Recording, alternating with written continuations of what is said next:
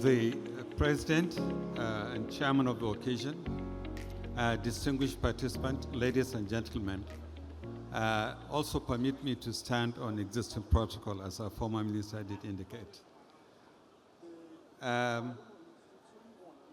Sam had virtually summarized the issues, so I thought I can just reiterate one or two things.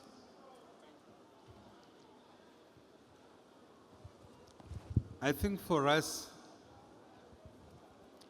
perhaps the most important thing is what we know and we're known for. And that has to do with integrity and accountability.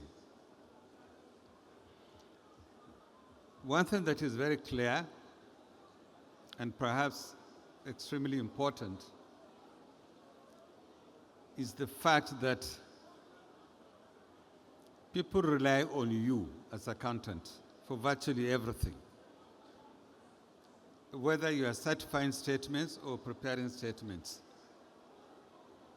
What that means is that everybody, regardless of the person's status, whether he's knowledgeable or not, whether he has gone to school or not, he believes that whatever statement that is being presented, or whatever information that is being shared, is based on the fact that accountants did prepare or perhaps associated with that document. And for me, this is the starting point. To what extent can we continue to vouch, build? And I believe Sam did clearly indicate that. And therefore, it's a process. It's not about compliance. It's not about sustainability.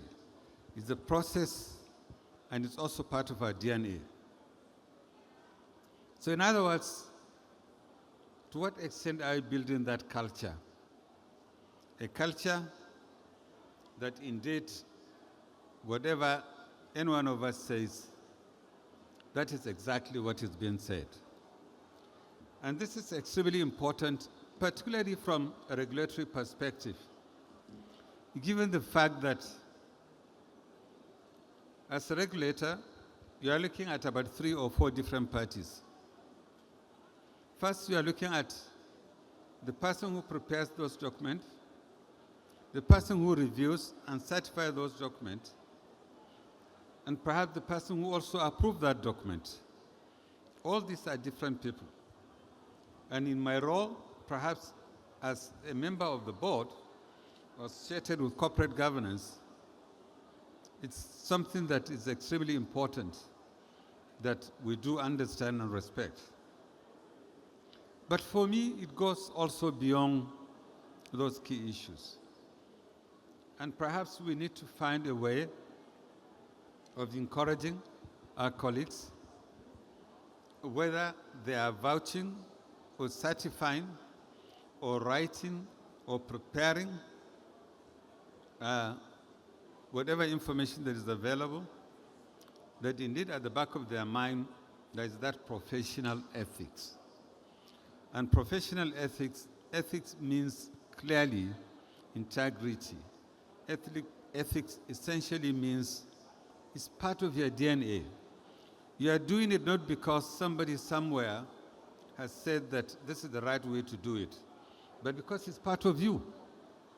You are doing it not because the institute said these are the rules and regulations, but you are doing it because it's part of your DNA.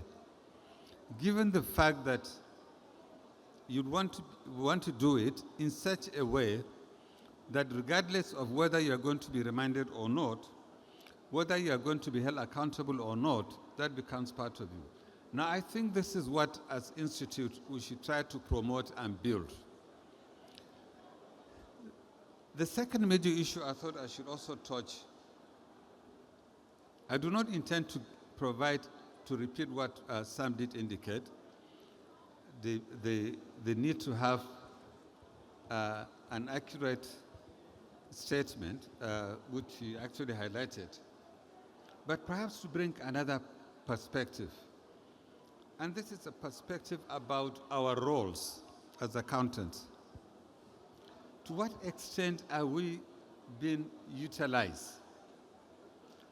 Take, for instance, we now have the tax laws that have just been passed, and hopefully by the January next year, they will start to be used. What role should we play? And I believe the Institute, as well as senior partners of the various firms, should, as much as possible, encourage the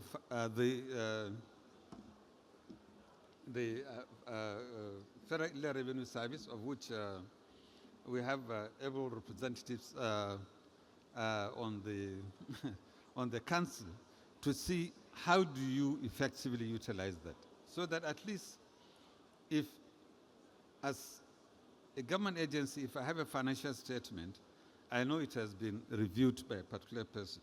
So basically what I'm saying is that let's see a way of ensuring that our members are engaged. Because for us who are users of the financial statement, would be more comfortable when it is certified by somebody who is supposed to certify. And as of today, honestly, most of our members are not involved, and we should find a way of getting involved. The third issue, distinguished ladies and gentlemen, is the fact that we need to realize that as an institute, we should promote, and that has to do with at various levels, not just necessarily at the national level, at various levels, specific ethical standards that needs to be imbibed. And people should also be rewarded and recognized for those specific standards. And on the basis of that, obviously that gives individuals that opportunity. I know we do have branches, we do have associations at different levels, but the extent to which we are deeply involved and engaged with our staff, with our members, is something that we need to review extensively. Because this is the best opportunity perhaps the Institute will have. This is the largest, perhaps, gathering of professionals. I mean, when I was coming in, I saw the huge number of people coming in. So obviously, the numbers are there.